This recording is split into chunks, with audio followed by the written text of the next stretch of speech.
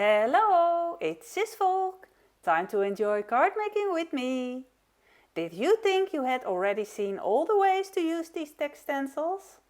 Well, then you're wrong.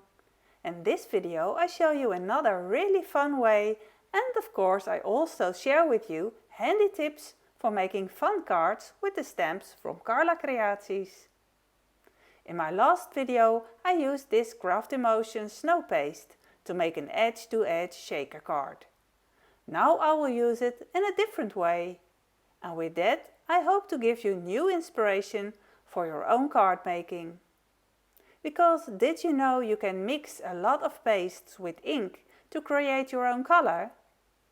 If you take the amount you need and apply it on your glass mat, or maybe a saucer, and you apply a bit of ink on that same glass mat, you can mix the two together. That is why I like to have white paste.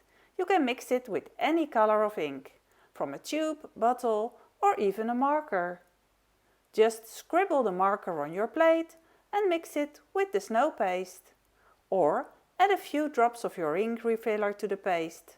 You could even mix it with alcohol ink. That would get a more saturated effect though. For my color palette, I take 2 colors of Distress Oxide ink. I use Salvage Patina and Uncharted Mariner. The amount of ink determines the depth of color. This looks yummy! I want to combine these 2 blues with the mocca colored linen paper from CraftEmotions. It will be a beautiful color combination. And I will use the Woof Woof stencil this time. They are still sticky from another time I used them. If you want to see how to make them sticky, just watch the other videos where I share inspiration with these text stencils. There is the cutest dog I stamped and colored and cut out, and I use it to align the stencils. So always better color and cut your images first, so you know there is enough space for them. I will share how to color this cute dog later in this video on my envelope. Always make sure to firmly attach the stencil to the paper so you get sharp edge lines and don't have ink smudges under the stencil. I start by applying the lightest color of paste first on the paper. For this card I want to apply a smooth yet textured paste. Therefore I make a kind of smearing motion, which I would also do on my sandwich with butter. This gives you sweep marks, and they will come in handy later. And another advantage is also that you don't have to apply the paste perfectly smooth, which can still be quite tricky and frustrating sometimes. I don't apply too much. I like to see also a bit of the linen texture from the paper through the paste. While the first layer of light blue paste is still wet, I go over this with the darker color paste. These 2 pastes will mix a little, and that's no problem at all because they have the same shade of color. But try not to smear everywhere and don't keep smearing over the whole panel, so you will still see pieces of light paste. And don't make the dark paste lighter. I intentionally took a small up spatula with it for this second layer of paste. If I wanted, I could have made the paste some darker with more ink, but to get the contrast I want, I will do something else when this is dry. Remove the stencils when the paste is still wet. To remove them without ruining your paper and the paste texture, you just bend the cardstock and see which side releases first. There you pick it up and pull it off. You can now clean the stencils under the tap with water and soap. The stencils will still be sticky. While the card panel is drying, let's make a nice sentiment to go with the Woof Woof. Woof can stand for every text, so that's very versatile. And birthday cards are the ones I use most, so these texts are perfect. Happy birthday to my favorite person.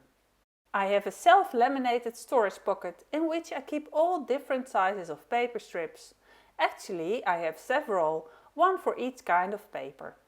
I save them to make quick text strips. Stamped text I mostly heat emboss. For a nice result you want the paper to be grease-free, and for that it is best to use an anti-static bag. Embossing powder won't stick to places where you wiped with the anti-static bag. Most often I stamp with black VersaFine ink, but now I use an older ink I have in my stash. It is the Memento Lux ink. This is a blue pigment ink. The ink sits on a soft sponge, so to apply it on the stamp I will have to be very gentle and don't press too hard on the ink pad, otherwise ink will get into the grooves of the letters and the text will not be crisp. Stamp carefully without wiggling, then you get the best impression. The clear stamp I clean the same as I always do, with just a damp microfiber cloth. I keep different kinds of cloths for different types of inks. If I stamp crooked, it is not a big deal. I want to cut the strip a little smaller anyway. The text I stamp twice to have a spare when I make a mistake. The stamp says, "Happy birthday to my." There are two ways to separate the words if you want. Easiest, but also the most difficult, is to cut the clear stamp in half. Now if you want to keep the stamp nice and whole, just make two identical impressions. And then cut those paper strips in half. For embossing I use clear embossing powder, my favorite color because it's see-through. You can apply it on any color ink, as long as the ink is sticky. Once you sprinkle it over the ink, it sticks to the ink. Make it a habit to always immediately shake the powder off and put the remaining bit back into the jar. When you shake the powder off, there are always a few grains that remain, even though you use the embossing pouch. That is why I have a habit of always blowing over it. With this, you always blow away the loose grains. Sometimes it is wise to apply the embossing powder a second time for good coverage. Keep in mind to put the excess powder back into the jar before blowing. You can probably understand why. When heat embossing, always wait till the heat tool is warm enough before you start pointing it at your project. This will take about 30 seconds for my heat tool. The quicker the embossing powder melts all together and the shorter you heat it as a result, the better the result. When you heat longer on the same spot, there is a chance, with many papers, that the powder will dissolve into the paper or the powder will ooze out. My glass mat is magnetic, therefore I best use strong magnets to hold the text strips in place. Holding them with tweezers would also work, or maybe a clothes peg. Maybe I will make a specific video about embossing and embossing powder someday. I cut the text some smaller with long bladed scissors. Would you prefer to die cut text strips? You better die cut them before stamping and heat embossing. This is because the die cutting machine will flatten your heat embossing and then you lose the beautiful curvy effect. Since I have two of the same stamped text anyway, I can use them both. I cut them both in half, but with one I cut more to the left and with the other I cut more to the right, leaving some space for the space. And now there is enough spacing around all the texts, so I have 3 separate text strips instead of 2. The panel is now dry. Would it still not be dry, you can help it a little bit with the heat tool, but do it only on the back of the paper, as the paste might get puffy and bulgy. With some Uncharted Mariner Distress Oxide and a domed blending tool, I will now apply some ink to the borders of the card panel. You can immediately see that the Oxide ink is opaque over the brown paper, and that the raised parts of the paste also pick up ink. The sharp edges in the paste pick up a bit more ink and thus become a bit more visible. I intentionally use a blending foam instead of a brush. With a foam you can apply a thicker layer of ink faster, and with a foam you get a sharper transition of the texture in the paste. Just like I explained in my first video about the Tekst stencils. I recommend you watch that one too if you haven't seen it yet. If you need, you can still add some more color to the raised parts and give some more depth. Especially when your paste is very light, like mine. The text we can pimp up a bit with some highlights. For thicker highlights I prefer to use this Stadler white pen. And then I add some dashes in places where you want the feeling that there the text is a bit more rounded. Bulkier parts catch the light, so hence the highlights in those places. You can also put a line and a dot if you like that better. Make sure you do it the same way for each letter. This card panel we can now stick to a double-sided card. Double-sided tape is the smoothest way to stick a card panel to a double-folded card. If you take a creasing board or, for example, your stamping platform with a raised edge, you can use the corner of this very conveniently to lay the card in the corner and stick the card panel exactly in the right place in the corner, in the same place on top of it. To do this, do place the folded side against the edge. You can then cut off the protruding parts. I prefer a guillotine trimmer to one with interchangeable small blades. A guillotine trimmer sharpens itself, so it doesn't get blunt quickly. And you can cut much thicker layers of paper. Now we can finish the card and add the dog and the text strips. I'm not sure where to stick the text on the card. There are lots of good spots for the sentiments. When I cannot decide, I just take pictures of all possibilities. I then eliminate the ones that are not to my liking. Next I eliminate the ones where it does not give a good balance. Mostly only one or two remain. Problem solved. And new inspiration created for next cards as well. This kind of dog is called a pom-pom. To make it stand out on the card, I glue it raised on the card with some foam squares. And to be sure the foam squares will stick firm enough to the paste, I add some extra glue. As promised, I will show you how to color this cute doggy. Normally you color with watercolor on watercolor card. This envelope is not aquarelle paper, so a bit harder to color. But it is an envelope with sturdy paper. To protect the paper and the back of the envelope, I insert a piece of cardboard. It will absorb a lot of water as well. As long as you don't apply too much water, it's doable.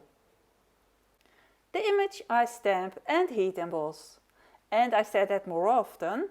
The reason I do that is that when you heat emboss your stamped image and color it later with watercolors, it is much easier to stay within the lines. Apart from that, the heat embossing looks more luxury, and VersaFine ink gives a perfect sharp stamp impression.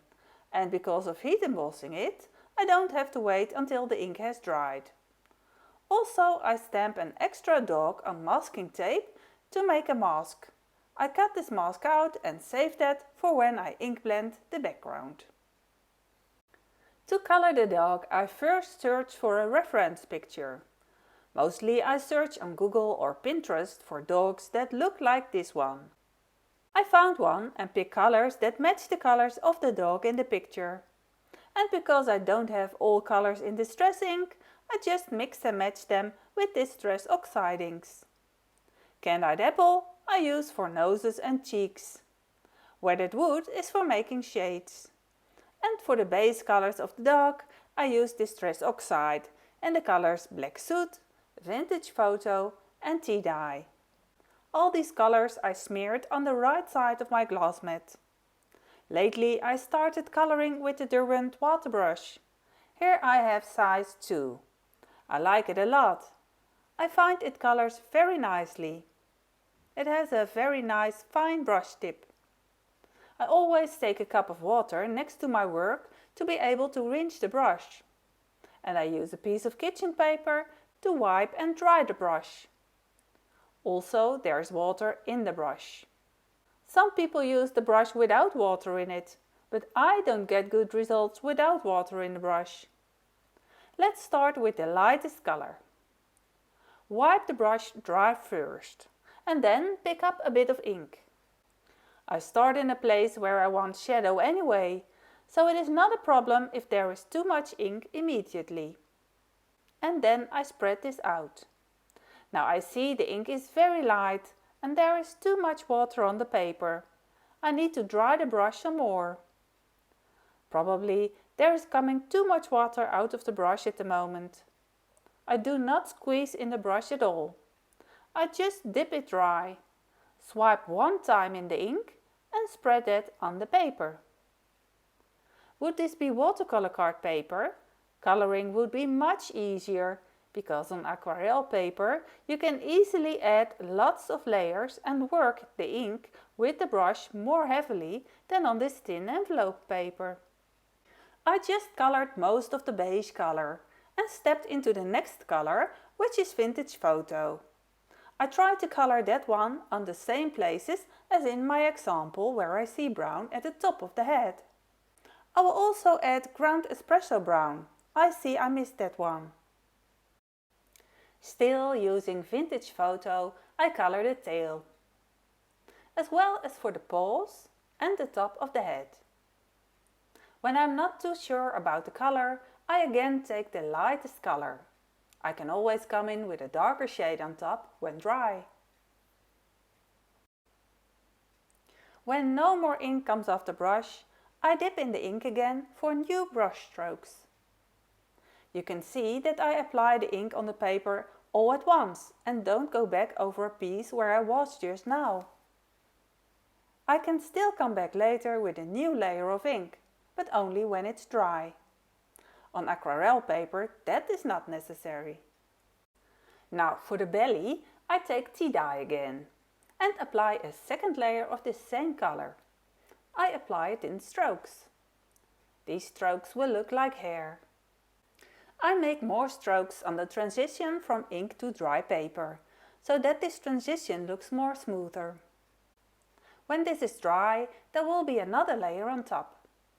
The same strokes I make in the tail, using the ground espresso color.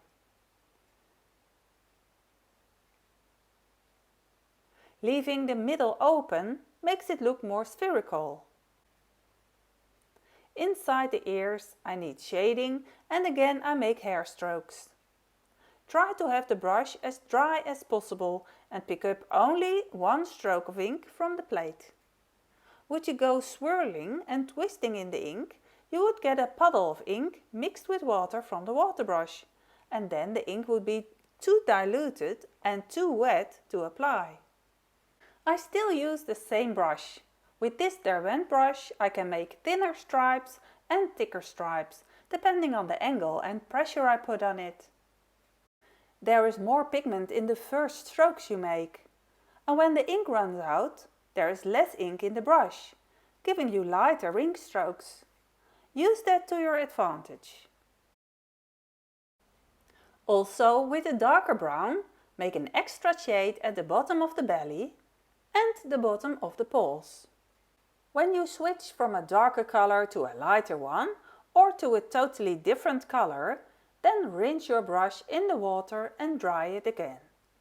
This keeps your ink pure in color. Keep adding layers of darker browns on top of previous ones.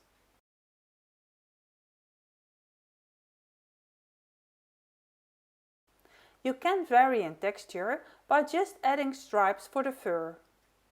Let's switch to the red.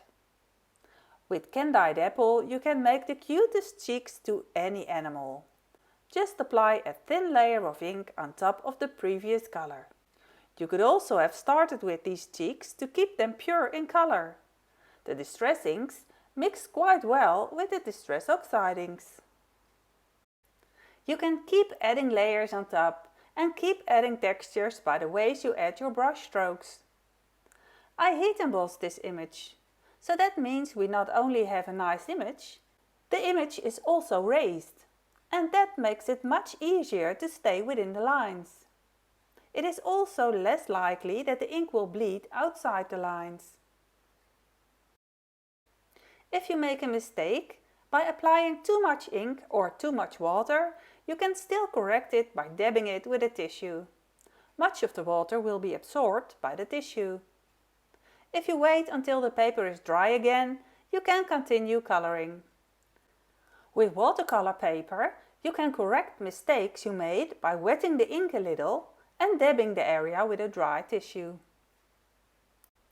Adding darker colors gives more contrast. For 2 reasons it's better not to use the heat tool while drying the image. The image has been heat embossed. If we were to put more heat over this, the embossing powder would melt into the paper and the embossing effect would disappear. The other reason is that the paper may bulge if you run the heat tool over it for too long. The paper is thin and dries quite quickly, especially since there is a piece of cardstock inside. You could replace this with a dry one. You see that by adding more layers of darker ink, the image gets more depth. And however I am coloring on just envelope paper, the result is good enough. For adding more thinner lines, I switch to the smaller number 1 diamond waterbrush. With the beige colored tea dye, I make some more fur on the chest. Next I switch to my favorite grey color, which is weathered wood distress ink. Skipping this would not have been a problem. The coloring is almost finished. I want some more red on the nose and the cheeks, so they get a second layer. Finally, the finishing touches on the darkest parts. More brown on the black for a better brown color at the bottom and the tail.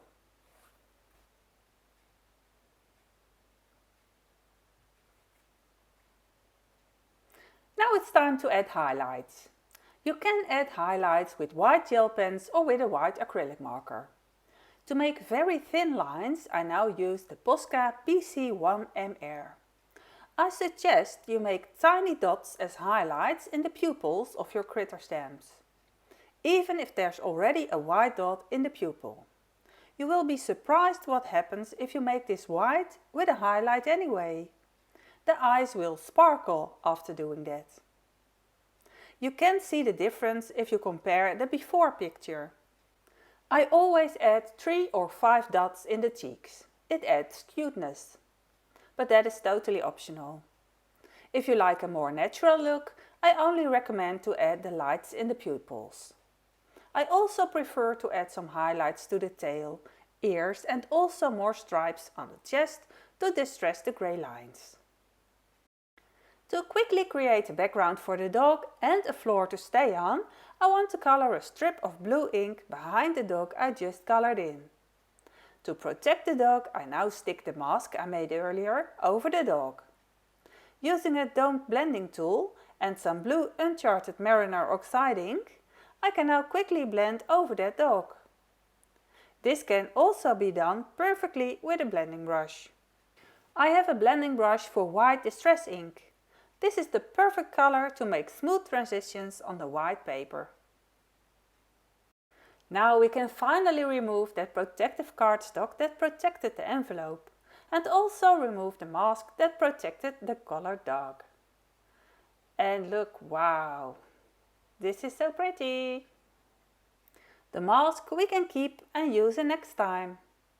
I like to store that in my laminated folder on the back of the packaging with the clear stamp examples. I will link to a video where I show you how to make these laminated packages. The stamps stay protected and there is also space for extra stamped images or text to store. In this video I gave you inspiration on how to use Tekst stencils and how to use white paste and distress oxide in a different way.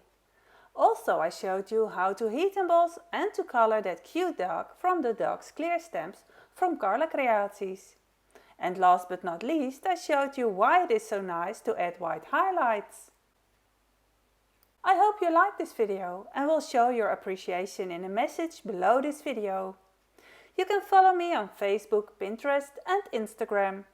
And remember to subscribe so you won't miss new videos. I'm still working with these Tekst stencils and new techniques to use them, so keep an eye out on them.